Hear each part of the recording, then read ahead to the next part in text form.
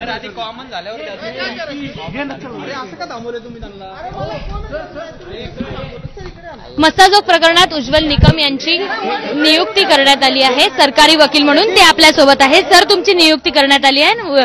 देवेंद्र फडणवीसांनी हे ट्विट करून माहिती दिली आहे. काय नेमकं म्हणणं? मला आज ट्विट झाल्याची बातमी कळली. अरे काय करताय? हे बघा, हे असं कॉमन नंतर घेऊ. तुला कॉमन पाहिजे. अरे लावा कॉमन करू. अरे लावा कॉमन करू. ऐका, हे कॉमन करू आता. चला लावा लावा. हे कॉमन लावा.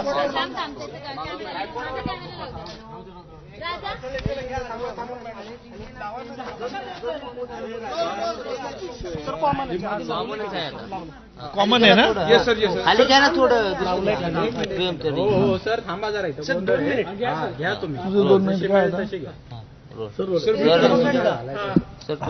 सर, तुमची नियुक्ती करण्यात आलेली आहे की काय पुढचा तपास असेल आणि काय नेमकं या प्रकरणात तुम्हाला पाहायला मिळते?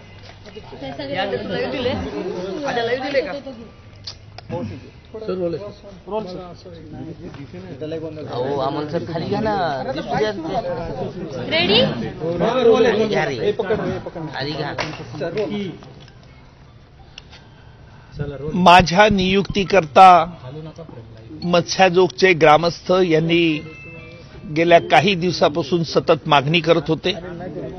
त्याचप्रमाणे त्यांनी काल देखील अन्न त्यागाचा उपोषण सुरू केलेलं आहे. हे ऐकून मी खूप व्यथित झालो होतो आणि म्हणून मी काल माननीय मुख्यमंत्र्यांना या संदर्भात कळवलं की सदरचा खटला चालवण्यासाठी मी तयार आहे आणि त्याप्रमाणे त्यांनी तसे आदेश पारित केल्याचे आज मला कळलेले आहे. अर्थात मी याकरता माननीय मुख्यमंत्र्यांचा आभारी आहे आणि आपल्या माध्यमातून मत्स्याजोगच्या सर्व ग्रामस्थांना आवाहन करेल की आपण उपोषण हे सोडावं. याला कारण असं आहे की या देशात कायदा आणि न्याय हे सर्वोच्च आहेत आणि त्यामुळे आपण असं कुठलंही कृत्य करू नये जेणेकरून आपल्या तब्येतीला याला हे त्रास होईल. आणि म्हणून मी आपल्या माध्यमातून त्यांना विनंती करेल की आपण उपोषण थांबवावं. या खटल्यातील तपास यंत्रणे ज्या वेळेला आरोपपत्र दाखल करतील त्याच्यानंतर आम्ही हा खटला तातडीने चालवण्यास घेऊ, एवढं मात्र मी आपल्याला आश्वासित करतो. सर, पण तुमच्या नियुक्तीवरून विरोधक आक्रमक करतायत. म्हणजे तुमचीच बॅट तुमचाच बॉल असं सरकार एक प्रकारे करते या प्रकरणामध्ये. खरं म्हणजे माझ्या नियुक्तीचे पडसाद राजकीय उमटतील याची मला यापूर्वीच कल्पना होती आणि माननीय मुख्यमंत्र्यांना देखील मी हे विशद केलं होतं.